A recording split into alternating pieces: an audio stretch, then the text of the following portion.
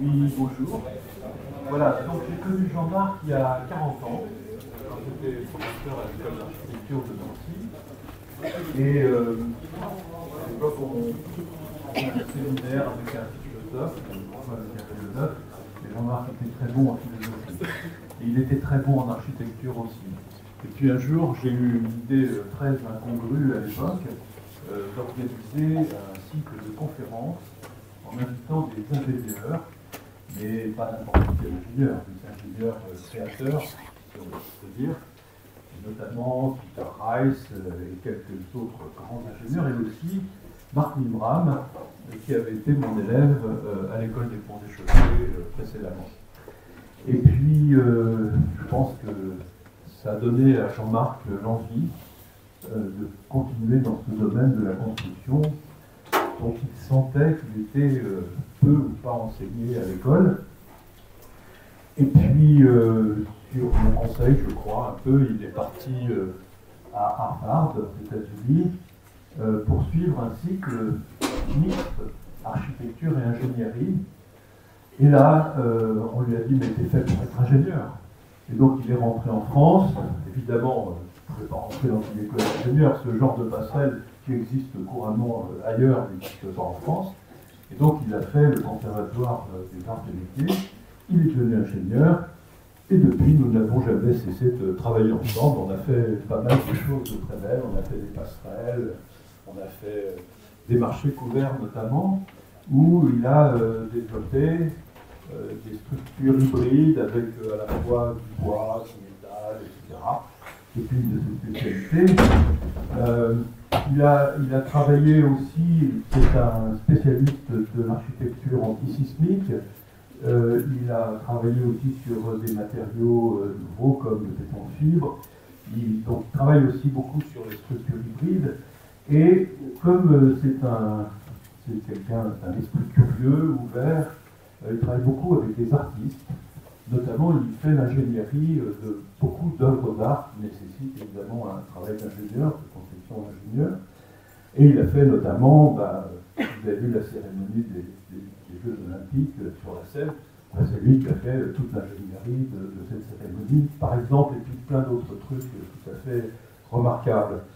Et ce qui est très agréable pour un architecte comme moi, enfin je ne suis plus architecte, j'ai pris ma retraite, de toute ma vie avec Jean-Marc, c'est d'avoir en face de moi, non pas quelqu'un qui est, disons, enfermé dans son savoir d'ingénieur, mais quelqu'un qui est d'abord un architecte, puis un ingénieur, qui d'ailleurs fait aussi de l'architecture comme architecte, en plus de son travail de bureau d'études, et qui donc envisage la question technique d'un point de vue, disons, du point de vue du projet.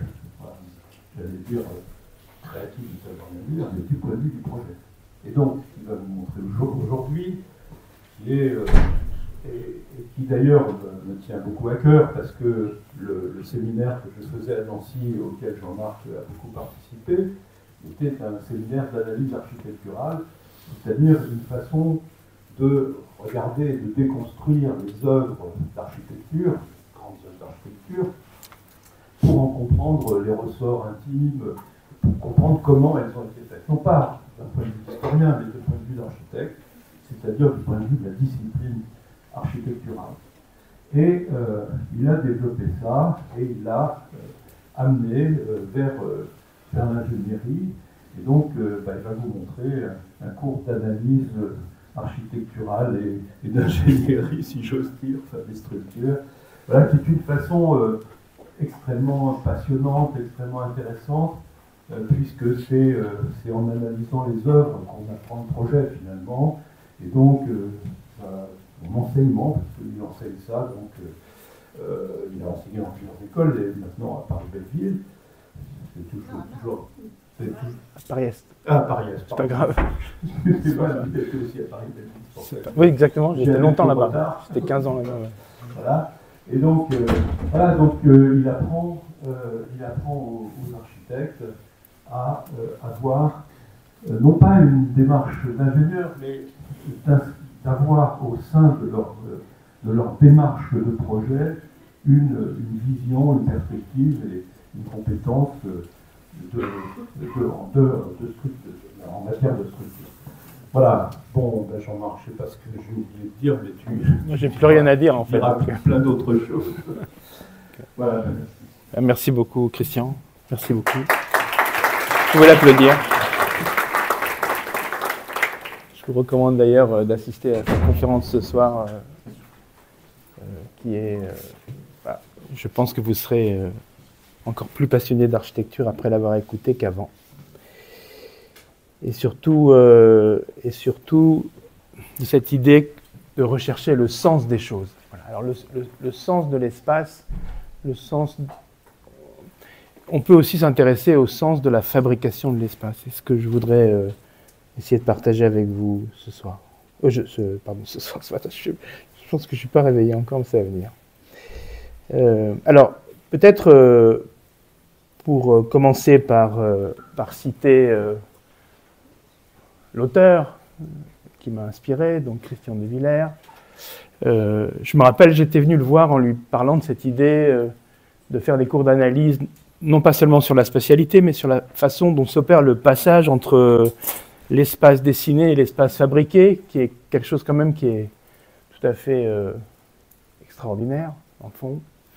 Et il m'avait dit, très bien, fais ça, mais toutes les maisons dont tu vas parler, tu dois aller les voir, comme moi je suis allé voir les objets dont j'ai parlé. Et donc je suis allé voir quelques maisons. D'ailleurs c'était l'année où j'ai rencontré ma femme, donc je lui ai proposé d'aller les voir avec moi, qui n'était pas du tout architecte, mais bon, elle a accepté. Et donc on allait visiter des maisons remarquables de l'architecture moderne. On les a visitées comme des chercheurs, quoi. C'est-à-dire qu'on a cherché des plans, des dessins. Par exemple, j'avais rencontré Norman Fischer à l'époque, dans les années 2000, et Norman Fischer m'avait offert des diapositives du chantier de la Fisher House à Philadelphie. Donc c'était absolument stupéfiant de voir ce qui se passe avant que l'objet soit terminé. Et puis à partir de ça, on essaie de reconstituer une histoire. Certainement pas la seule histoire, mais une histoire possible de la fabrication de l'architecture. Donc l'hypothèse, en tout cas la définition initiale, qui est celle qui était donnée par Christian dans son cours, dont j'ai gardé les notes, qui sont précieusement rangées chez moi. Donc Christian nous disait, on postule que rien dans une œuvre architecturale majeure n'est dû au hasard. En d'autres termes, on cherche une raison dans tout ce qu'il a composé, c'est-à-dire qu'on cherche à faire du lien entre différents éléments, l'espace, l'usage, des références, la musique, l'histoire de l'architecture. On cherche à resituer l'objet pour réussir à fabriquer une sorte de pensée emboîtée qui nous permette de comprendre la raison des choses, comme dirait Mark Mimram. Alors, si on essaie d'appliquer ce postulat, qui n'est pas si simple à tenir, hein, parce qu'il faut trouver cette histoire et puis il faut réussir à s'informer suffisamment pour réfléchir à une interprétation possible. Dans le fond, l'idée est d'essayer d'appliquer ce postulat à la fabrication de l'architecture, c'est-à-dire à ce qui se passe entre le moment où l'objet est dessiné et le moment où l'objet se construit. Donc la méthode retenue, qui était celle que j'ai suivie en bonne ancienne étudiante Christian, c'était donc d'aller visiter les maisons dans leur site, dans leur paysage, dans leur saison aussi. Pour la Fallingwater House, ça a coïncidé avec l'année où j'ai habité aux États-Unis, donc j'y suis allé 4 fois pendant les 4 saisons où j'étais pas très loin de la Pennsylvanie pour voir comment elle vivait dans son paysage justement. Ensuite, collecter les traces de l'histoire, de sa mise en œuvre, donc les plans d'exécution, les photos de chantier, etc. Et puis, essayer d'élaborer ce que j'ai appelé une sorte de récit technique possible du projet qui soit lié à sa spatialité singulière. Et le récit technique, il n'inclut pas que les matériaux, il inclut ce qu'on appelle aussi le schéma statique, c'est-à-dire la façon dont l'équilibre de la maison, l'équilibre statique de l'ouvrage, entre en résonance avec l'espace produit par cet ouvrage, par l'ouvrage en question. Et l'exemple de la Fallingwater House est vraiment un exemple extraordinaire pour ça. la Falling Water House, c'est une maison qui est construite dans les années 30, en fait, à Beeren. On est en pleine forêt. Ça, j'avais acheté cette photo à la boutique de la maison. Il n'y avait pas de drone à l'époque, donc je ne sais pas comment elle a été prise, mais j'avais acheté cette diapositive que j'ai scannée depuis. C'est une maison de week-end, construite par une famille, la famille Kaufmann. Et ce qui est tout à fait intéressant, c'est que c'est l'un de ces premiers exemples cachés de structure hybride qui est réalisé en béton armé, ça c'est évident, on le sait, en pierre de taille, ça on le sait aussi, et en acier, ça on le sait moins peut-être. Hein. C'est un petit peu la même surprise que lorsqu'on va regarder la Farnsworth House, qui semble être construite en verre et en acier, alors qu'elle est construite en verre, en acier et en béton. Donc on a ici un exemple tout à fait étonnant d'une structure hybride réalisée avec un matériau lourd, c'est-à-dire c'est exactement contre-intuitivement le matériau qu'on n'utiliserait pas dans une situation si radicale, en pleine forêt, peu de moyens d'accès, dans le vide. J'ai d'ailleurs une photo de l'échafaudage on va dire, sur lequel ils ont coulé le béton. Vous allez voir aussi le sentiment du risque pris par les concepteurs de l'époque. Et puis, la question de l'équilibre, elle va s'exprimer avec la mise en œuvre de l'acier. Alors, comment cette maison est située? J'ai essayé de faire un croquis sur le plan masse. On se gare plus ou moins ici. Et puis, on marche vers la maison. On marche environ une cinquantaine de mètres. On accède sur l'arrière. On traverse la cascade. On passe dans une espèce d'espace un petit peu mi-dehors, mi-dedans, avec une ombrière en béton armé, et puis on rentre par là et on découvre le paysage à travers la mise en espace de la forêt par les balcons en porte-à-faux. Donc en fait, dans le fond, lorsqu'on débouche dans la clairière, on la découvre accrochée sur une roche, ce qui pose d'ailleurs une question statique majeure. Il n'est pas question dans les années 30 de faire des pieux forêts, de mettre en œuvre des tirants. Donc comment cet objet qui semblait complètement dans le vide est en équilibre? Voilà, comment cette question est-elle résolue par l'architecte et les ingénieurs et les constructeurs qui travaillent sur cette maison? Et d'ailleurs qui a posé un problème de durabilité, puisqu'il faut imaginer dans les années 30 que lorsque cette maison est construite, le premier règlement en béton armé qui est paru en France, il est paru moins de 30 ans avant. Donc il faut imaginer le risque pris par ces concepteurs face à un matériau dont on connaissait encore peu, ou pas du tout, les comportements à long terme. Donc on surplombe une cascade, on y accède depuis la façade sud, comme je vous l'ai dit, par un chemin forestier. Et puis en traversant un pont en béton qui est là, qui nous donne une première échelle de la maison, de la matérialité de la maison, et puis on se dirige vers l'entrée qui est en amont de la pente. Si on descend, on descend peu à peu vers la cascade, on a une sorte d'empilement des couches. Là, on est ici, la cage d'escalier, en partie haute. Vous avez la première toiture qui est là. Ici, vous avez la chambre des parents qui est là. Enfin, la toiture au-dessus de la chambre des parents qui est là. La chambre des parents qui est ici. Et puis le salon qui est là. Donc on voit d'ailleurs au passage qu'on a un dispositif dont on reparlera. On a une croix spatiale qui s'opère entre les deux balcons. Le balcon qui est dans le prolongement de la chambre des parents et le balcon qui est dans le prolongement du salon. Et cette croix spatiale, on verra que non seulement elle sert à mettre en scène tout le paysage qui est autour de la maison, mais elle est aussi l'une des clés qui explique la façon dont la maison est en équilibre sans être fondée sur le sol autrement qu'en y étant posée.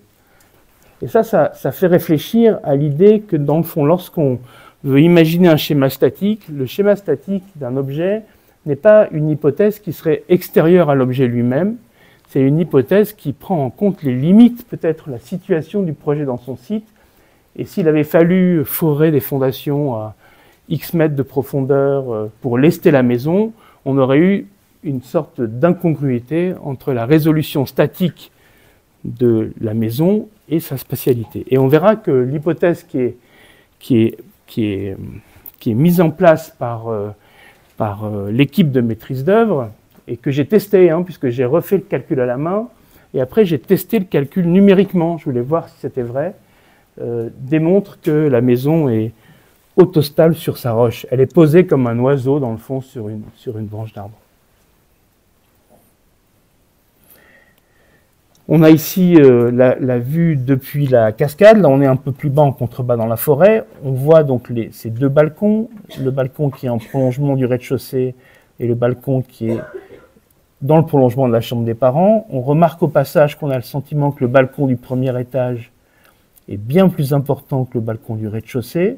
On pourrait dire qu'au premier étage, on a le sentiment d'un porte-à-faux de supérieur à 7 mètres, alors qu'au rez-de-chaussée, on est plutôt autour de 4,50 mètres. Et puis on voit aussi que cette maison a un peu souffert dans le sens où, dans le fond, elle a été rénovée depuis d'ailleurs par une équipe d'ingénieurs de Washington, le bureau Stillman. La maison s'est déformée avec le temps.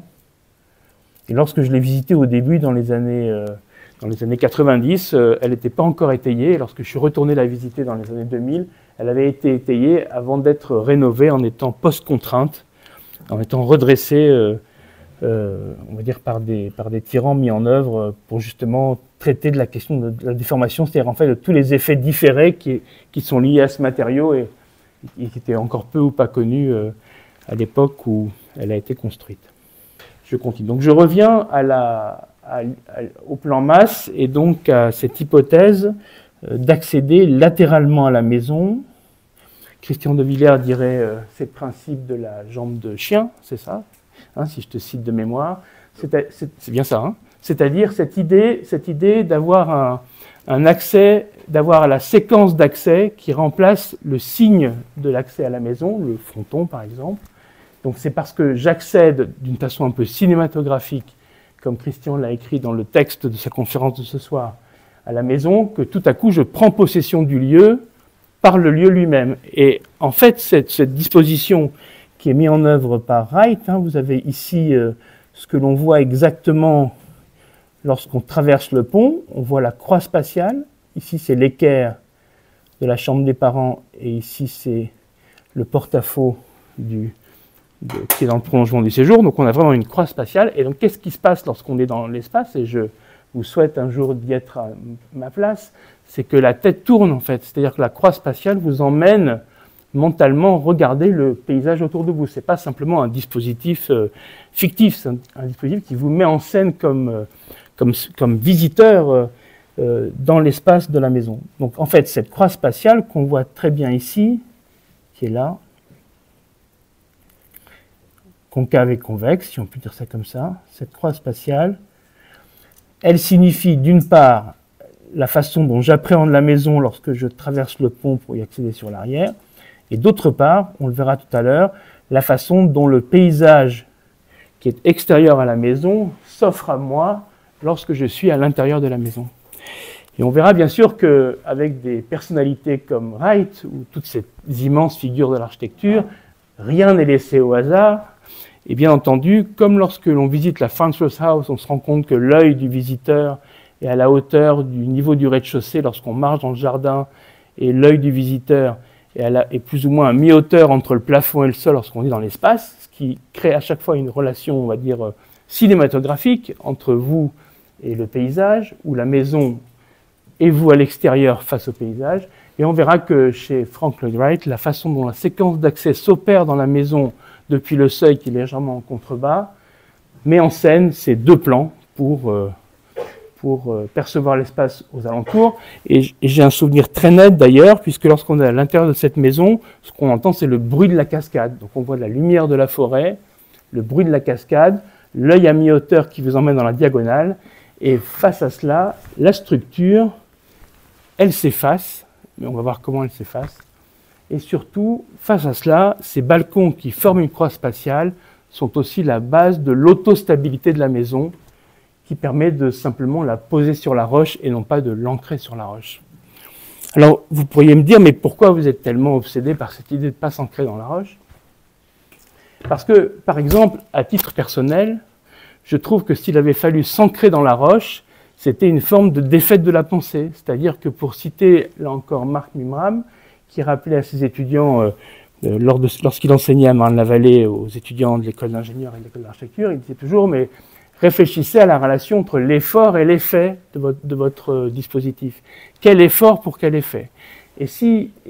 D'ailleurs, l'effort et l'effet, ça pourrait être aussi une façon de penser la question de moins de matière, plus de matière géo-biosourcée, le béton, comment je le réutilise, etc. L'acier. C'est-à-dire, cette idée de l'effort et l'effet, c'est une idée qui est très profondément ancrée dans la pensée de l'architecture du XXe siècle, hein, et qui n'a pas été redécouverte simplement sous prétexte de devenir tout de suite contraint par des questions d'optimisation liées à l'environnement, par exemple. La question de l'optimisation de la matière, c'est une vieille question de l'architecture, hein. Ce n'est pas une question qui s'est réinvitée aujourd'hui plus qu'avant. Peut-être qu'on a redécouvert qu'elle était fondatrice de la pensée du projet. Donc cette relation entre l'effort et l'effet va pousser les concepteurs de la maison à ne pas ancrer la maison dans sa roche, mais à la poser.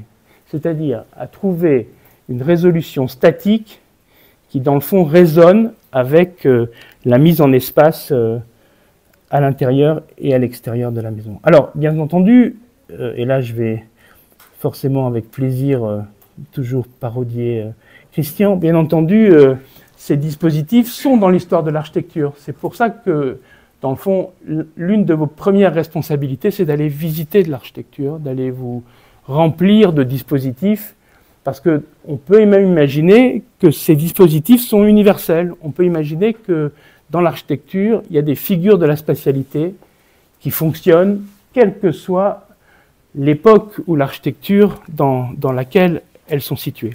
Et si on essaye de voir un exemple similaire à l'accès, on va dire à l'accès un peu cinématographique, en jambe de chien, à la maison, et bien dans le fond, la façon dont on accède à la Villa Rotonda de Palladio, c'est exactement ça. Je vous invite à la visiter aussi. Vous arrivez dans la séquence d'entrée en contrebas, donc vous prenez l'objet dans sa dimension la plus monumentale. Et puis, lorsque vous vous rapprochez de l'objet, la façon dont le jardin est organisé vous fait tourner autour de l'axe de symétrie. Et en tournant autour de l'axe de symétrie, qu'est-ce que vous allez voir? Le paysage en contrebas qui s'étend à l'arrière de la maison, qui est magnifique. C'est-à-dire que, dans le fond, la façon dont l'accès à la maison est organisé permet de regarder un peu plus que la maison elle-même. Et donc, c'est bien cette disposition qui est retenue par l'architecte. Alors, pour reprendre l'hypothèse de Christian, il n'y a pas forcément de lien de cause à effet qui soit présente dans la façon dont Wright pose la question de l'accès à la maison. Mais ce qu'il est intéressant pour nous de faire dans une école d'architecture, c'est de trouver comment raccrocher ces dispositifs les uns aux autres pour se les approprier de manière, dans le fond, tridimensionnelle. Donc voilà comment on accède. On descend à la maison. On arrive le long du pont, donc la passerelle qui est ici. Ça, c'est des photos que j'avais dû prendre dans les années 2000, que j'ai dû faire scanner à l'époque. Et puis, donc, on descend, pardon, et on arrive ici le long du pont. Donc, s'opèrent deux dispositifs qui sont très clairs. D'abord, le croisement tridimensionnel de ces deux balcons, qui fait que votre tête tourne à 180 degrés. La prise en compte de l'échelle du béton, parce que la dimension du garde-corps, qui est de l'ordre de 15 cm, est la dimension de toutes les structures constituant les poutres primaires visibles de la maison. L'expression de la matérialité du béton, on est ici sur une courbe qui raconte que le matériau est un matériau coulé, moulé, alors que le matériau maçonnerie est un matériau appareillé. Donc on a ici une expression de la matérialité du béton telle qu'elle est. On tourne autour. On voit au passage, alors là je l'avais visitée à l'époque où elle était étayée parce qu'elle s'était déformée avant d'être aujourd'hui désétayée parce qu'elle a été renforcée. On voit ici un dispositif d'accès à la cascade qui est dans le fond une façon de mettre en place une ventilation naturelle de l'espace. Hein, c'est-à-dire que L'air va rentrer et va sortir en partie haute. On a ici l'escalier suspendu. Donc le plan de référence, c'est bien celui du premier balcon. Donc on n'a pas de structure en tant que telle qui s'appuierait dans l'eau. Et à partir de cela, on peut se poser une question simple. On peut se demander comment la position de la structure dans le plan est-elle intimement associée au dispositif spatial singulier de la maison. Donc si vous étiez des étudiants de Christian de Villers, il vous demanderait de recopier les plans à la main pour la séance du jour. C'est-à-dire qu'il vous demanderait de vous approprier cet exemple par l'action de la copie, c'est-à-dire et je dis souvent ça à mes étudiants, quand ils me montrent une référence, je leur propose de me la dessiner et de me montrer leur dessin plutôt que la photo, parce que le dessin raconte déjà une appropriation de la référence autrement que de façon contemplative. Donc, si vous étiez des étudiants de Christian, comme je l'ai été il y a quelques années maintenant, vous seriez venus le jour du cours avec les dessins à la main, affichés dans la salle, je me rappelle très bien de ça, et on aurait passé d'abord un petit moment à regarder tous les dessins avant d'avoir la chance de discuter de la maison elle-même. C'est-à-dire que le rapport qui s'installe, c'est un rapport d'équilibre entre celui qui écoute et celui qui explique. Celui qui écoute, qui a dessiné, peut poser des questions, et celui qui explique, qui est face à des étudiants qui ont dessiné, va, on va dire, encore plus préciser sa pensée. Donc le rapport se symétrise dans la relation entre l'étudiant et l'enseignant. Alors, qu'est-ce qu'on peut se demander aussi ce que nous apporte comme outil de compréhension de l'espace la reconstitution du schéma statique qui précède le calcul de structure lui-même. Donc le schéma statique, vous savez sans doute ce que c'est. Le schéma statique, c'est de dire, voilà, j'ai une poutre, j'ai une charge, quelle qu'elle soit, et j'ai des appuis. Simplement, ce dessin qui nous paraît tellement simple est d'une complexité absolue, parce que quelle charge, quel appui, quelle relation entre la poutre et l'appui, quelle relation entre la charge et sa position, et dans le fond, comment ce dessin, qui est d'une abstraction remarquable, représente un objet architectural qui est toujours beaucoup plus complexe que le schéma statique lui-même. Lorsque dans le monde de l'ingénierie des structures, on fait un schéma statique, c'est tout sauf une action mécanique, c'est une action de réduction de la complexité à un système de relations quantifiables, mais imparfaites, qui sont supposées la représenter et dont on ne vérifiera la pertinence qu'une fois l'objet construit. C'est-à-dire que si on s'est trompé, ça apparaît à la fin de l'histoire. On peut tout à fait faire un calcul qui soit mathématiquement juste, mais physiquement faux. Donc dans le fond, le schéma statique, c'est une action sensible, poétique, cultivée, aussi cultivée que celle de faire l'esquisse de l'espace. Après, rattacher le schéma statique à la spatialité, ça c'est votre rôle, c'est même votre responsabilité, puisque de l'ensemble des acteurs qui interviennent dans la production d'un projet, en général, seul l'architecte a été formé, en tout cas on a imaginé qu'il a été formé pour se promener transversalement et agréger des données qui sont parfois contradictoires les unes avec les autres. Alors, les matériaux de la Falling Waterhouse, les deux grands matériaux que l'on connaît, ce sont la maçonnerie de pierre, la pierre de site, comme dirait Laurent Baudouin, et le béton armé, qui n'est pour le coup pas un béton de site, mais qui est un béton armé qui est gâché et coulé sur place. Alors, on note aussi dans la façon dont la maison est construite que si je dessine ici le balcon du balcon du séjour, et puis ici le porte-à-faux avec le balcon du premier étage, on constate que la structure horizontale est toujours en béton armé. Voilà. Alors, on pourrait dire, mais pourquoi il n'a pas fait de fer? Parce qu'il a fait du béton. C'est-à-dire que le choix de la matérialité est aussi un choix de projet. Ce n'est pas seulement un choix, on va dire, c'est pas un choix qui est extérieur au projet. Donc la matérialité du béton exprime l'horizontale de ce bâtiment. Et verticalement, on est en béton lorsqu'on est plus ou moins au niveau de la cascade. Et puis dès qu'on monte dans les étages, on est en maçonnerie de pierre de Site. Donc la maçonnerie de pierre de Site qui est ici. On verra d'ailleurs que c'est vrai sauf à un endroit. C'est vrai sauf au niveau des pignons, au niveau des façades latérales, où là, pour organiser une forme de confusion dans la perception de la répartition de la matérialité, sur les façades qui sont les façades visibles lorsqu'on accède à la maison, le mur est un mur qui est réalisé en pierre. Voici une photo du chantier que j'avais retrouvé à l'époque lorsque je cherchais des informations, où il est toujours intéressant de rattacher la fabrication de l'architecture au contexte dans lequel on la produit.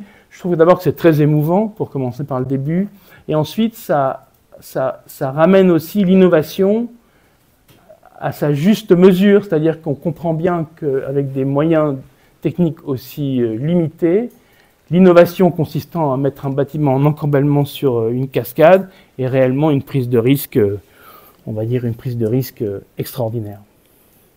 Alors, en infrastructure, c'est l'utilisation du béton armé qui prédomine. On va expliquer pourquoi un peu plus tard. Vous avez ici une photo du chantier de l'infrastructure. Donc, on a ici les murs, qui sont les murs sur les façades visibles, tant depuis la forêt en aval que depuis la passerelle en amont. Et puis ici, on a des piles en béton armé qui ont une épaisseur considérable. Et on va comprendre qu'elles jouent le rôle de lest. Donc elles participent à l'équilibrage, elles participent pour partie à l'équilibrage de la maison. Vous voyez ici des suspentes qui sont noyées dans le béton et qui indiquent la mise en œuvre de l'escalier à venir. Alors il y a une différence majeure entre le béton armé et la maçonnerie, en dehors du fait qu'ils prennent leurs sources, on va dire, dans les mêmes ressources, dans le fond, à peu près. On peut dire que la différence majeure, c'est que le béton armé est caractérisé par sa surface. Et en fait, si ce constat vous semble ou nous semble à tous évident, il devient intéressant, puisque dans le fond, avec la maçonnerie apparente, c'est l'ordre et la logique de la juxtaposition des pierres, c'est-à-dire ce qu'on appelle l'appareillage de la pierre, l'appareil, qui signifie, qui raconte l'écriture de l'objet. Autrement dit, lorsqu'on construit en maçonnerie, l'appareillage visible en maçonnerie est la structure du mur lui-même, ce qui n'est plus le cas en béton armé, puisqu'en béton armé, tout se passe à l'intérieur même du matériau, avec ce rapport si singulier qu'entretient le ferraillage avec la matière béton. Et dans le fond, l'apparence visible du matériau, en dehors d'être géométriquement une poutre, un poteau, une dalle, et encore, on peut aussi pratiquer une forme d'ambiguïté par rapport à ça, l'apparence visible du matériau dit peu de choses sur sa réalité mécanique, c'est-à-dire sa capacité à transférer des efforts d'un point à un autre. Ce qui d'ailleurs faisait dire toujours à Paul Chemetov que dans le fond c'était dans le fond une malchance, c'est-à-dire que tout à coup la complexité très profonde de ce matériau, donc sa richesse intellectuelle, hein, c'est quand même un matériau exceptionnel, le béton, puisque c'est un matériau qui durcit lorsqu'on le mouille. Donc c'est quand même une hypothèse magnifique. Hein. Donc avant de le critiquer à tort et à travers, essayons de le comprendre. Donc la différence majeure entre le béton et la maçonnerie, c'est que tout à coup, lorsqu'on est face à une structure en béton, on a peu ou pas d'informations sur la façon dont la matière transite, dont l'effort transite dans la structure, alors que lorsque vous êtes dans un mur en maçonnerie appareillée, porteur, avec les joints décalés, il y a tout de suite une sorte de lecture intuitive du comportement mécanique du mur qui est liée à la présence visible de l'appareillage. ici quelques photos du chantier de mise en œuvre de la maison. Et puis ici, un premier calcul que j'ai fait, parce que j'ai eu envie de la calculer, la maison, pour voir si mon calcul à la main était plus ou moins homogène avec mon calcul numérique. Donc, ce que j'ai fait, c'est que j'ai d'abord j'ai fait un calcul simplifié, donc j'ai simplifié. J'ai modélisé le balcon du haut, le balcon du bas, et puis je me suis demandé comment tout ça fonctionnait en équilibre, mais on va avoir l'occasion d'en parler. Alors, qu'est-ce que l'on peut décoder du comportement mécanique de cette structure? Mais d'abord, que tous ces objets-là sont des objets poutres ou dalles, c'est-à-dire que c'est des objets qui sont ou fléchis, ou cisaillés, qui sont les deux sollicitations internes principales d'un objet en flexion. Ici, la pierre, on n'a pas d'autre solution que celle de se dire que l'objet est comprimé, parce que si l'objet n'était pas comprimé, ça voudrait dire que les joints entre les appareils de pierre auraient tendance à se dilater, à se dissocier, ce qui n'est apparemment pas le cas. Ensuite, on remarque tout un tas de fissures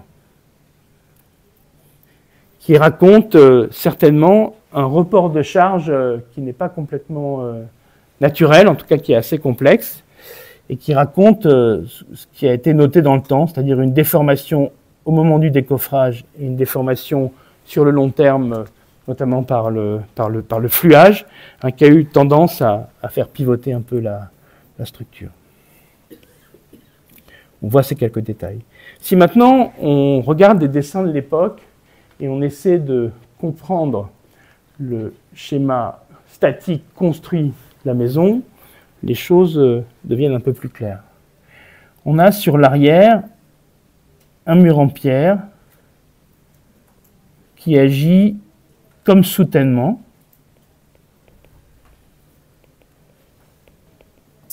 Donc c'est un mur qui vient donc arrêter les terres qui sont donc en amont de la maison. Et puis face à la cascade, on a 3 voiles béton de très forte épaisseur qui sont associés au mur en métoyenneté, au mur de façade sur la façade pignon qui est lui en maçonnerie. Si on monte un peu plus haut dans l'espace, on constate que la structure primaire de la maison est constituée par 3 poutres principales qui sont des poutres retroussées. Alors, vous le savez sans doute, mais il y a 3 façons de serrer une poutre. La première, c'est dans l'épaisseur de la dalle.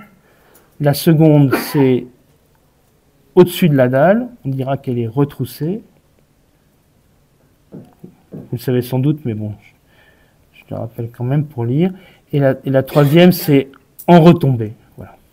C'est-à-dire que le choix d'être en 1, en 2, en 3 n'est pas seulement un choix mécanique, c'est d'abord un choix d'architecture. Donc on constate que pour avoir la sous-face lisse de la maison, donc la sous-face des balcons qui forment la croix spatiale, la solution technique retenue est de travailler exclusivement à partir de poutres retroussées. Donc on a ces 3 poutres, plus une poutre un peu singulière qui tourne autour de la trémie d'escalier et qui est redressée de part et d'autre par des nervures un peu plus épaisses, puisqu'on a de la torsion qui s'opère par cette courbe de la poutre. Donc on a 4 poutres primaires. Entre ces poutres primaires, on a ici une grande poutre qu'on appellera poutre à lège,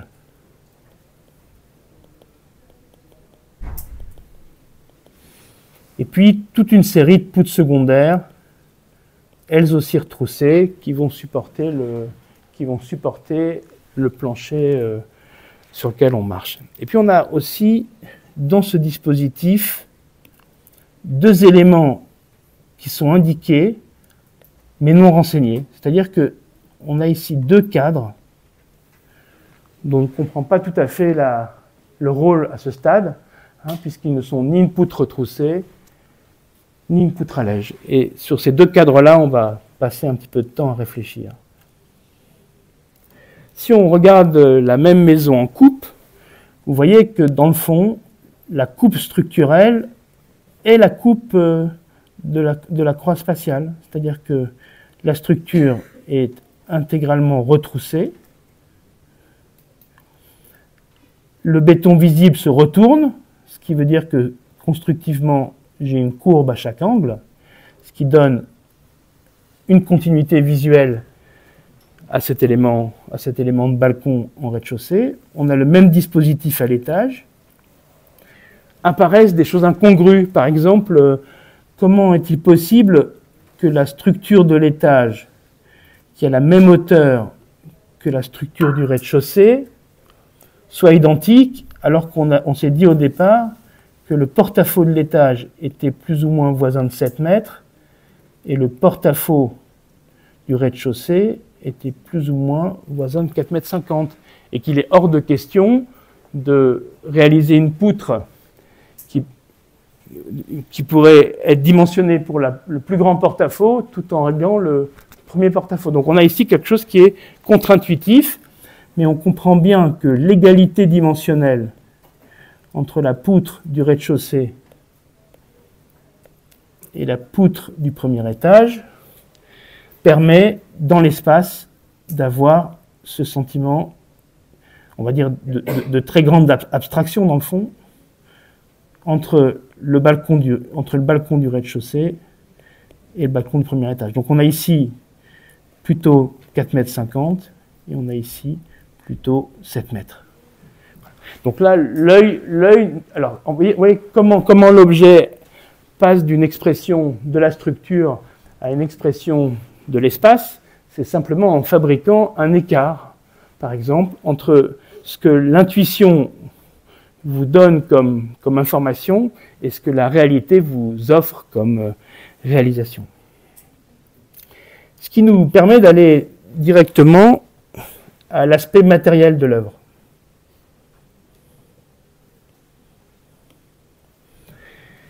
On l'a dit, la composition de la maison a comme origine un acte architectural fondamental dont on reparle toujours, qui est celui de soulever un poids. C'est-à-dire que, dans le fond, par nature, il n'y a pas d'architecture sans apesanteur, quelle qu'elle soit. Et en architecture, par exemple, et dans ce projet, la géométrie est une expression de l'apesanteur. Donc, que nous propose Wright comme dispositif? L'état initial, on va dire, serait un poids posé au sol. Voilà, un dolmen posé au sol, une maison posée au sol.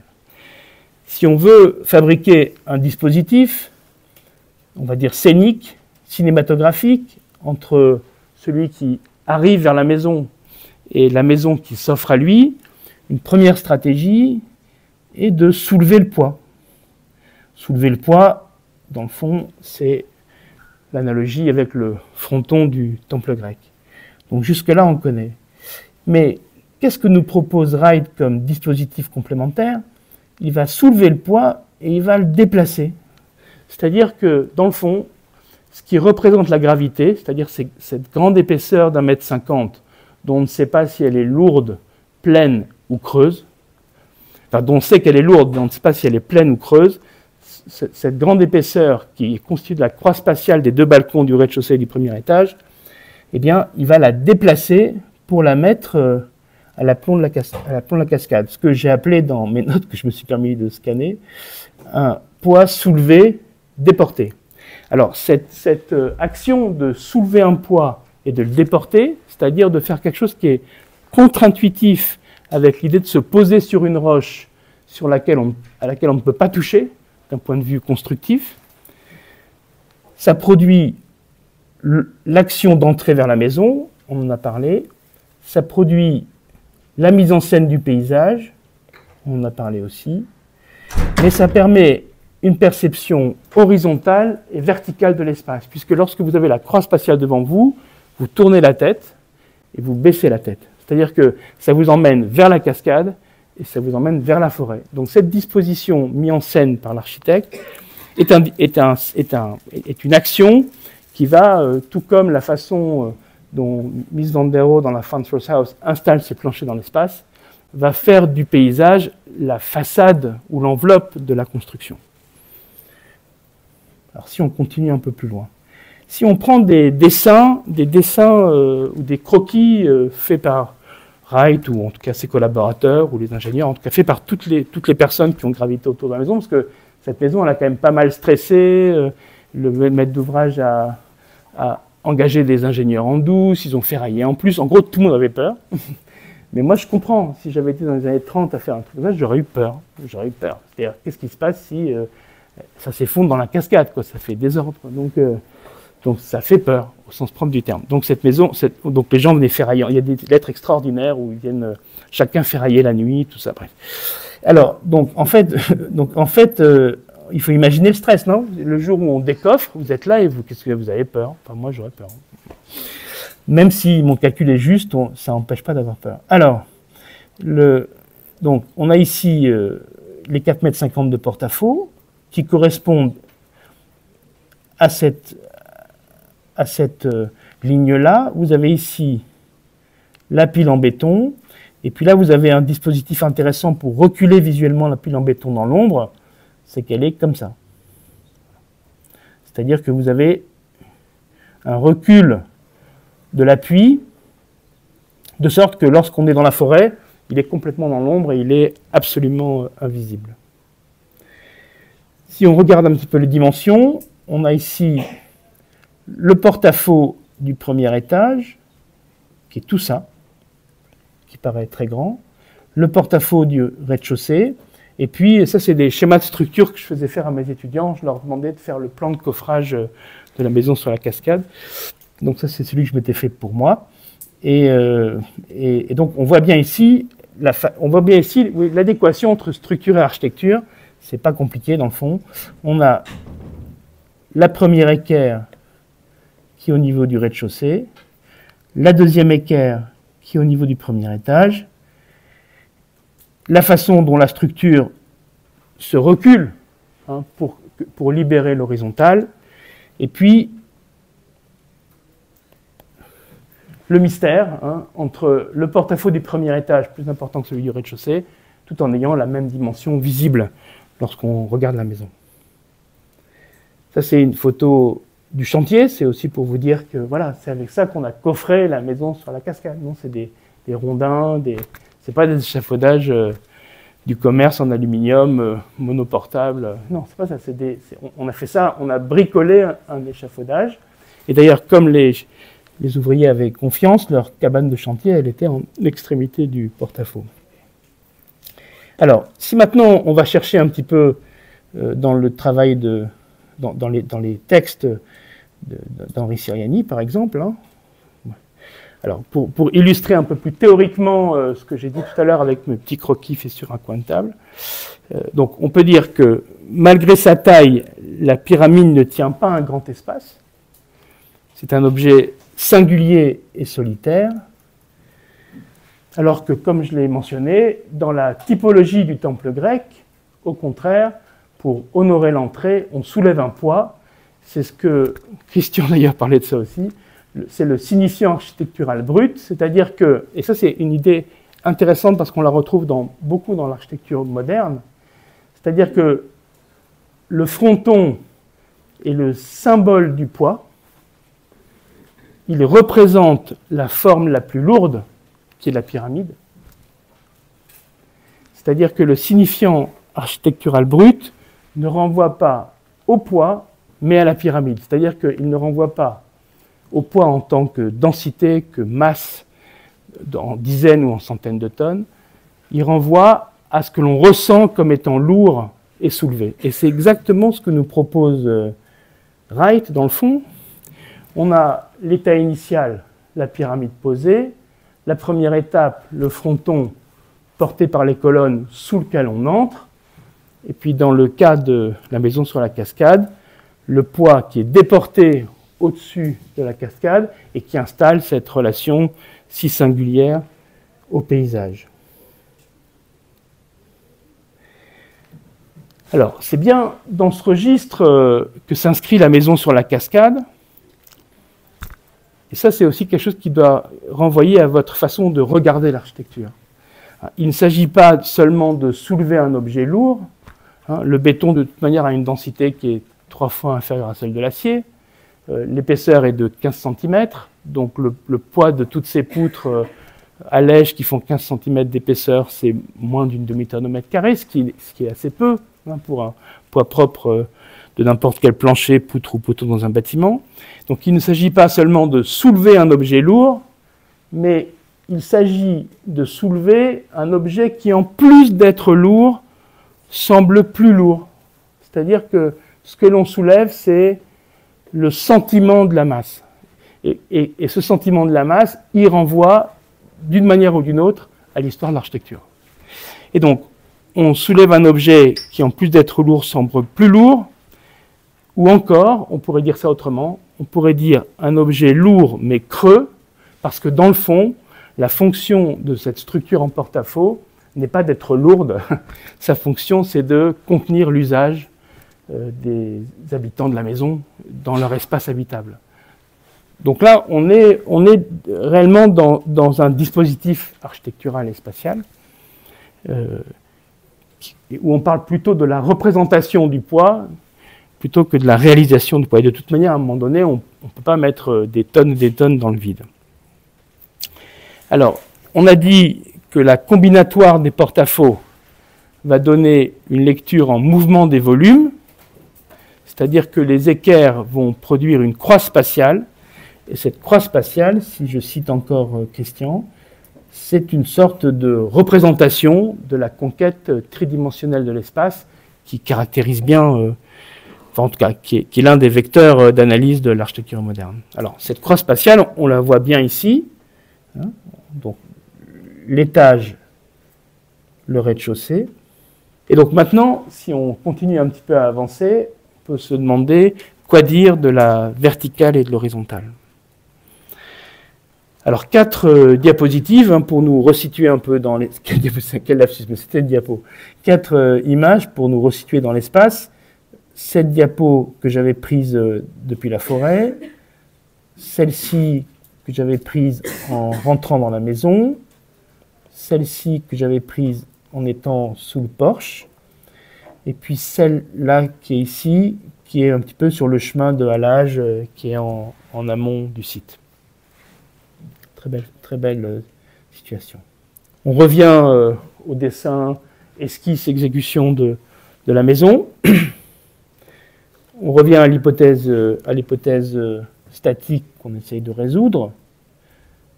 La superposition, la croix spatiale n'est autre chose que la superposition de 2 balcons, l'un faisant 4,50 m et l'autre faisant une valeur qu'on n'a pas encore trouvée ou démontrée à ce stade. Donc maintenant, je rentre dans la maison. Voilà.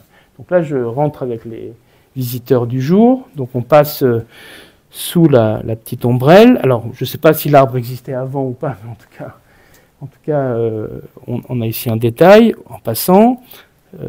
Ça, c'est une photo qui n'est pas de moi.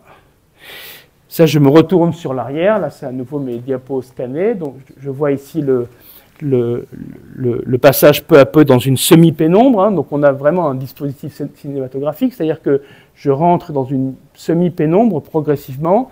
Et puis, je vais me retrouver dans l'espace face à la lumière de la forêt, mis en scène par les 2 balcons en porte-à-faux. Et puis, je rentre à l'intérieur de la maison et j'essaye de faire un tracé, en fait, de ce qui se passe. Et lorsqu'on fait un tracé de l'aménagement de l'espace intérieur, donc on rentre ici. Voilà.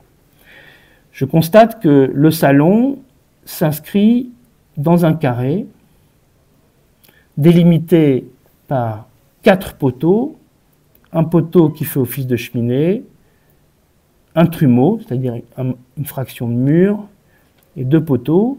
Donc on a ici un espace,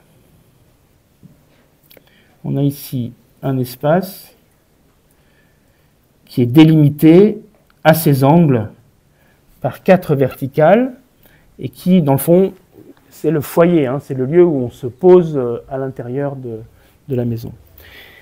Et puis à l'inverse, lorsque je dépasse ce premier carré, je peux en tracer un deuxième, qui est là. Et là, je me rends compte que je passe d'un espace qui est défini par sa structure à ce que j'appellerais de manière un peu provocante, mais tout à fait lucide, un espace sans structure. Alors, qu'est-ce que serait un espace sans structure?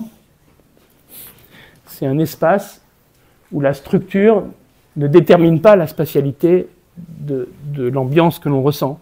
C'est un espace où on a effacé toute présence de structure verticale qui soit structurante de l'espace. À l'inverse de ce qu'on ressent dans le premier carré, dans le premier tracé que l'on trouve après être rentré dans la maison. Et comme, bien sûr, on est face à des architectes diaboliques, ici, on est 3 marches plus bas que ce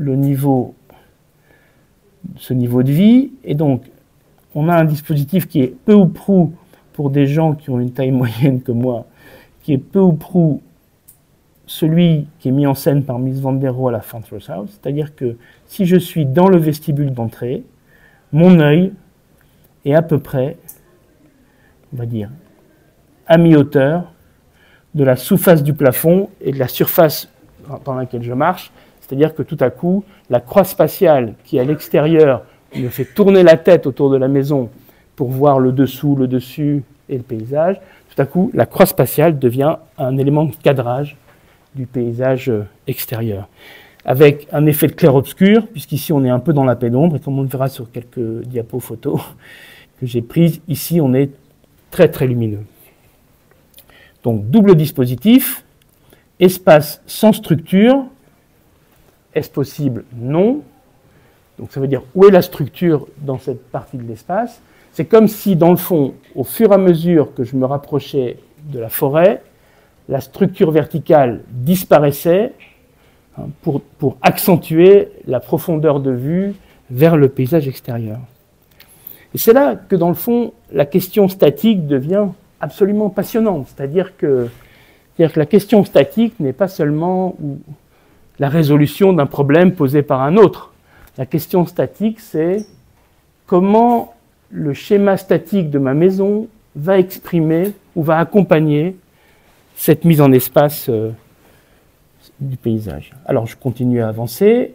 Donc, ici, un plan que j'avais trouvé à l'époque, qui vous montre de manière un peu plus propre le dispositif. Je rentre ici.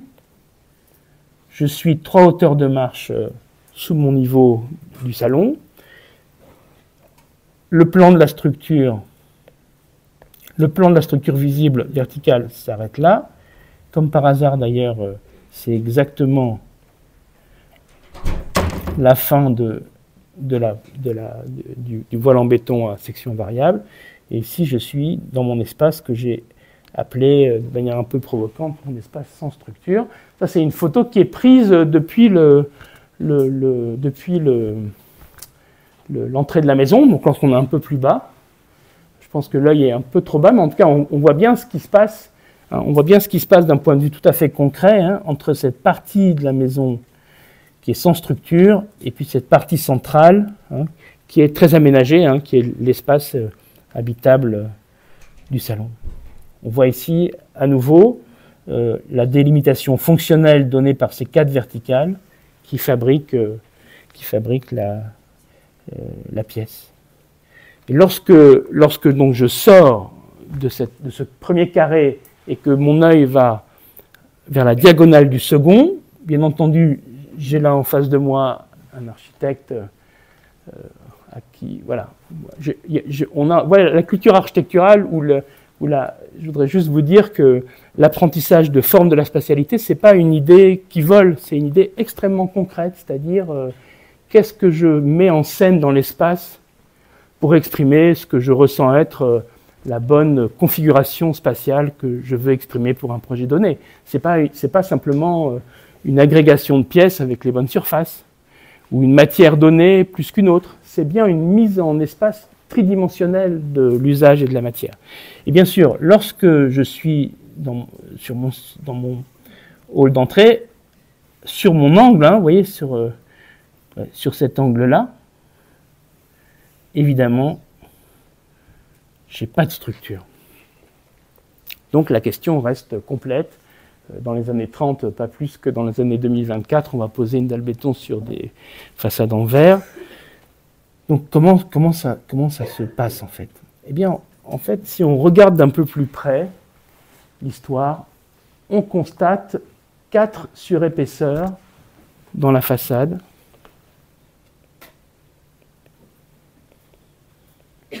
Qui bien sûr correspondent au châssis ouvrant. Donc là encore, ce sont des surépaisseurs qui intuitement pourraient correspondre à la différence d'épaisseur entre un châssis ouvrant et un châssis dormant. Et en fait, dans ces 4 surépaisseurs, Frank Lloyd Wright va glisser 4 poteaux en acier qui vont supporter le balcon du premier étage. Donc, en fait, le balcon du premier étage est porté par le balcon du rez-de-chaussée, ce qui explique aussi pourquoi ça s'est un peu déformé au décoffrage, parce qu'il y avait un report de charge qui était énorme. Pourquoi on arrive à une telle différence de section? Parce que vous le savez sans doute, la résistance à la compression de l'acier moyenne, elle est de 2,3 tonnes par centimètre carré. La résistance à la compression du béton moyenne, elle est de 250 kg par centimètre carré. Donc on a un rapport de 1 à 10 en résistance à la compression de ce matériau. Si on met de côté des questions comme le flambage ou d'autres comportements comme ça, qui sont d'ailleurs assez peu dimensionnants sur des objets aussi courts, ce qui permet de fabriquer ce contraste entre l'épaisseur du poteau et la charge reprise. Alors ça aussi, c'est une leçon d'architecture. Parce que dire « je ne veux pas mettre de poteau », je ne veux pas exprimer l'espace par sa structure verticale, ça ne veut pas dire « je ne mets aucun poteau ». Ça veut dire « où sont les poteaux ». Vous comprenez? C'est-à-dire qu'on ne peut pas toujours tout résoudre comme la maison de Coulas à Bordeaux, par exemple, où on se paye un porte-à-faux, mais la vérité de ce porte-à-faux, c'est qu'à l'arrière de la structure, on a un lest considérable, parce qu'à un moment donné, on est bien obligé d'équilibrer le dispositif. Simplement, si on se met dans le contexte d'aujourd'hui, où on est plutôt dans une obligation d'être un petit peu économe, le mot est un peu trop facile, mais en tout cas, de ne pas être dispendieux par rapport à la matière utilisée, alors c'est une question d'architecture profonde, puisque si je me demande non pas, je ne dis pas, je ne veux pas de poteau, débrouille-toi. Ok, certes. Je ne veux pas de poteau, j'ai un porte-à-faux de 7,50 m, comment ça marche? Mais si on se demande où est le poteau, ça devient profondément une question d'architecture. C'est-à-dire, quelle matérialité opposée, où mettre le poteau pour qu'il paraisse être autre chose qu'un poteau, etc., etc. Comment installer la séquence d'accès pour que je n'arrive pas à voir le poteau comme un déterminant de l'espace. Donc vous comprenez que ça devient une question profondément architecturale qui va renvoyer à votre culture d'architecte, à votre capacité à associer des dispositifs d'architecture au projet que vous cherchez à développer. Et voilà où se trouve le poteau qui reprend les charges verticales. Il se trouve dans la menuiserie qui contient le châssis ouvrant de la maison. Et bien sûr, sur l'angle, on a un angle sans structure. Alors si maintenant on regarde ça, alors ça c'est, j'ai mis quelques photos sur l'arrière. Si maintenant on avance un petit peu, donc maintenant on pourrait se demander ce que l'on voit du schéma statique. Ça c'est intéressant, non? C'est-à-dire que on a un schéma statique et on peut se demander ce que j'en donne à voir et ce que je n'en donne pas à voir. Et ça, tout à coup, ça devient plus qu'une question, on va dire, de résolution structurelle, ça devient une question profondément spatiale, en fait. Donc, on reprend l'histoire au départ. J'ai mes 2 porte-à-faux. Maintenant, j'ai bien compris que mes poteaux sont là. Ils sont ici. Donc, voilà comment s'opère la descente de charge de la maison. Elle est redoutable. Le balcon du premier étage s'appuie sur celui du rez-de-chaussée, qui est en porte-à-faux et qui renvoie la charge sur le voile béton qui est à l'arrière. On voit d'ailleurs qu'avec le temps, lorsque j'ai visité la maison, lorsque j'étais étudiant, on voit que le balcon du rez-de-chaussée, il a un peu morflé, quoi. C'est un peu déformé, quoi. C'était un peu beaucoup pour lui d'être un balcon en porte-à-faux, une poutre à lège, un support de charge. Mais en tout cas, l'idée était géniale. Et aujourd'hui, si on avait à faire la même, on aurait un niveau de maîtrise du matériau absolument différent. Ce qui vous montre aussi le courage de ces concepteurs et de ces constructeurs qui savaient très bien ce qu'ils faisaient, quoi. C'était pas du tout quelque chose qu'ils ont découvert après. En fait, l'élément manquant de la maison, du schéma statique de la maison, ce sont les potelets qui sont dissimulés au droit des châssis ouvrants. Ils sont là. Ce qui veut dire que dans le fond, et là on est vraiment profondément dans la question de la spatialité du schéma statique, c'est-à-dire que ce que l'on voit du porte-à-faux ne correspond pas à ce qu'est le porte-à-faux. C'est-à-dire que le porte-à-faux du premier étage, il est en fait celui de la flèche verte, c'est-à-dire environ 1,50 m, alors que le porte-à-faux qui est vu et qui fabrique le dispositif de croix tridimensionnelle, il fait lui plutôt 7 mètres de portée. Et là, on est profondément dans la façon d'exprimer l'architecture par un schéma statique qui soit dans le fond l'architecture elle-même. Ça, j'ai souvent discuté de ça avec les architectes avec qui je travaille, lorsqu'on sent que la question technique devient insoluble, en fait. C'est-à-dire que, parce qu'en fait, en réalité, tout est possible, mais tout n'est pas souhaitable. Donc, on peut malheureusement aujourd'hui résoudre beaucoup de problèmes techniques en convoquant la technique seule, mais on arrive souvent à des solutions qui sont absurdes, parce qu'elles sont trop en dehors du projet, elles sont trop extérieures à lui-même. Et là, ce que nous montre cet exemple magnifique, comme d'autres, c'est que la résolution du problème est le projet lui-même, c'est-à-dire la position des poteaux, la position des ouvrants, la séquence d'entrée, la diagonale, etc. Donc ça, c'était mon modèle. Je voulais voir comment ça marchait. Donc effectivement, j'avais constaté que ça se déformait un peu. Bon, c'est amplifié, c'est pas beaucoup, c'est 48 mm, vous inquiétez pas. C'est juste pour voir ça.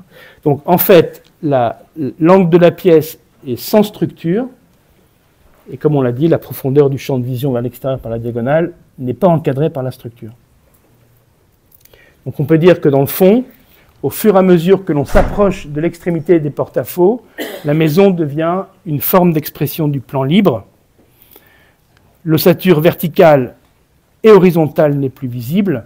La surface de béton du plafond est devenue une sorte de surface lisse qui organise avec le salon une vision panoramique du paysage environnant. Et ça, c'est vrai, vous voyez, c'est ça qu'on voit lorsqu'on y est.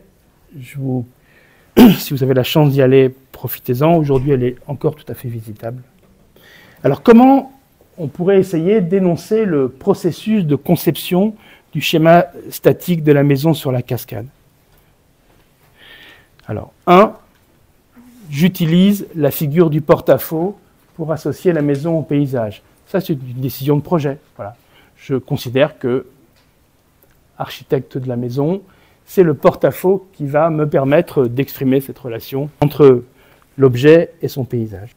2, j'oppose le béton choisi pour réaliser la structure horizontale à la maçonnerie en pierre qui définit, elle, principalement la structure verticale, c'est-à-dire que j'ai une sorte de réalisme ou de vérité constructive que je choisis d'adopter, mais qui n'est pas obligatoire, là encore, entre l'horizontale et la verticale. 3, j'accentue le sentiment du poids soulevé, donc lourd mais creux, vous vous rappelez de ça, en ceinturant les planchers en porte-à-faux par une poutre en béton qui serait en allège, c'est-à-dire j'ai mon porte-à-faux, la poutre en béton est en allège. Vous comprenez bien que si j'avais la dalle en porte-à-faux, la poutre en retombée et un garde-corps en serrurerie, la solution serait techniquement juste, mais spatialement, en tout cas, elle n'exprimerait pas ce que je cherche à exprimer. Donc, je choisis de ceinturer les planchers en porte-à-faux par une poutre béton en allège. Je fabrique donc un objet qui semble très lourd, mais qui est très creux. 4. J'accentue le sentiment de l'étirement-basculement en donnant le sentiment que le porte-à-faux du premier étage est plus important que celui du rez-de-chaussée. Comment je fais ça? Je leur donne la même proportion en termes de hauteur visible et je leur donne une longueur différente en termes de porte-à-faux visible. C'est-à-dire que je dissocie ce que je vois du schéma statique. Donc pour réaliser ce dispositif, le porte-à-faux du premier étage est appuyé sur celui du rez-de-chaussée par l'intermédiaire des poteaux métalliques dont on a parlé. Donc c'est ça la stratégie de l'équilibre. Vous voyez, c'est là fondamentalement que s'opère la relation entre penser l'espace et fabriquer l'architecture. C'est-à-dire non pas seulement comme une relation pour résoudre, évidemment la résolution est nécessaire, mais la résolution n'est pas la finalité du processus, c'est une étape qui mène vers l'expression de la question technique dans l'espace projeté. Alors maintenant, si on passe un tout petit peu du côté de l'ingénierie, enfin du calcul, pardon, mais si on avait 2 heures de plus devant nous, je vous donnerai tous une feuille, puis on fera la démonstration ensemble. Et vous verrez qu'en termes de calcul, c'est des multiplications, des additions. Hein. Donc la complexité, c'est pas réellement l'outil mathématique, c'est ce qu'on en fait, en fait. C'est ce qu'il nous dit. Ce qui est plus intéressant, en tout cas, en architecture. Alors, hypothèse, la maison est posée sur la roche. Elle est posée sur la roche, et elle est donc autostable, sans recourir à des ancrages dans la cité. On imagine bien, vous voyez, on imagine mal dans les années 30 mettre des tirants précontraints dans la roche. C'est pas possible, en tout cas. La technique n'était pas connue, et puis je vois pas une foreuse venir à Villaran. Je sais pas si quand vous irez, vous penserez à moi. Ouais, c'est pas accessible, quoi. Donc il nous reste uniquement comme hypothèse que la maison soit autostable. Alors, comment c'est possible ça, puisque c'est exactement tout l'inverse qui nous est livré. La descente de charge, vous l'avez comprise, c'est comme ça. Et si maintenant on regarde, on revient à mon modèle de calcul, donc là c'est le mur en pierre, et on va regarder les piles en béton. Donc lorsqu'on fait un petit modèle de calcul, que j'ai fait après avoir fait le calcul à la main, on fait la descente de charge, donc tout ça on en a parlé, on analyse ce mur-là, pour en prendre un. On constate que ce mur va porter non seulement la dalle du rez-de-chaussée,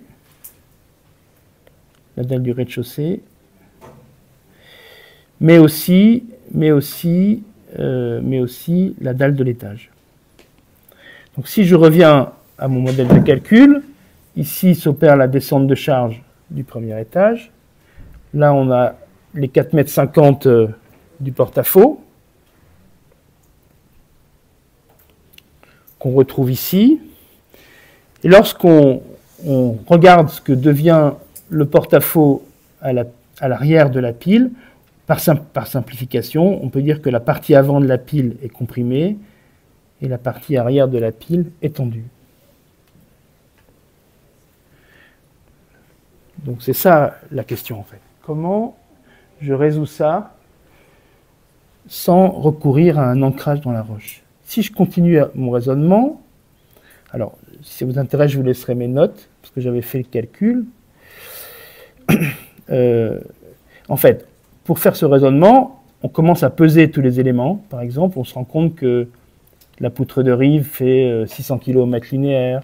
C'est lourd. La poutre retroussée fait elle aussi 600 kg au mètre linéaire. Les planchers font 520 kg au mètre carré lorsqu'on prend la dalle, les nervures, etc. Donc on fait le bilan des poids. Et puis, on regarde ce qui se passe à l'arrière.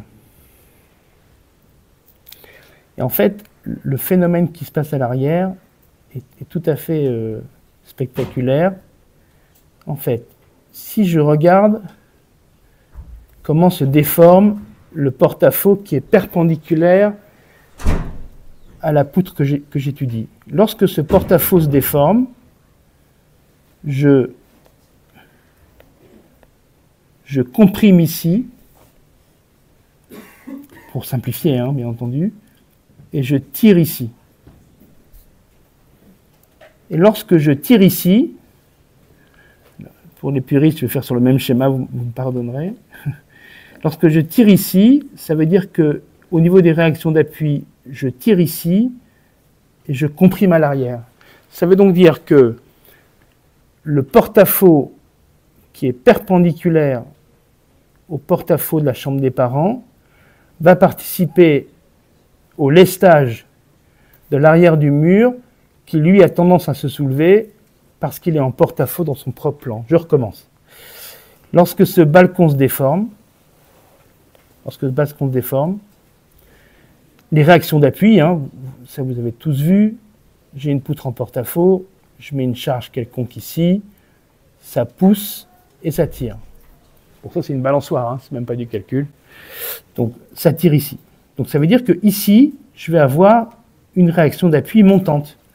Et si maintenant, je coupe ici, donc je fais la même poutre en porte-à-faux de 4,50 m, disons, avec une charge qui se soulève comme ça. Donc j'ai un moment de flexion, plutôt comme ça. Donc ce que je vais trouver comme action ou réaction d'appui, donc je vais plutôt dessiner des actions, c'est plus simple à voir, vous m'excuserez, c'est pas très conventionnel, mais au moins c'est plus simple à voir. Ici, cet appui a tendance à se lever, mais il est lesté par le poteau du séjour. Et par contre, cet appui a tendance à se comprimer. Et donc, c'est cette compression qui va venir soulager la traction qui est liée au renversement dans le plan de la poutre. Donc, tout ça pour dire que, d'un point de vue spatial, et on voit bien lorsqu'on fait le bilan de décharge, puis je laisserai à Marion la descente de charge, je vous propose de la refaire à la main, puis vous me posez des questions, si vous voulez. J'ai tout expliqué. Donc, on se rend compte que lorsqu'on fait le bilan de décharge, on a besoin de cette partie en porte-à-faux pour équilibrer l'arrière du mur et pouvoir dire que la maison n'est que posée sur le sol. Et si maintenant on fait un travail de modélisation, on se rend compte qu'avec une autre approche, hein, qui est l'approche de l'analyse du soulèvement de la fondation, on se rend compte que la réaction d'appui de compression, ici, elle occupe les 2/3 de la longueur du mur. Donc c'est comme si on disait que dans le fond, sous l'action du poids propre, le voile béton était légèrement soulevé sur l'arrière, mais toujours en appui sur ses jambes, et tout ça en négligeant des choses qui doivent exister, c'est-à-dire le mur de soutènement qui doit lester, etc., etc. Donc en fait, on constate que lorsqu'on prend une approche numérique un peu différente, on arrive au même constat que la pile n'est pas entièrement soulevée par l'action de ce porte-à-faux, parce qu'elle est partiellement stabilisée par le porte-à-faux perpendiculaire. Voilà, donc c'est ce que je voulais vous dire aujourd'hui. Je vous remercie beaucoup.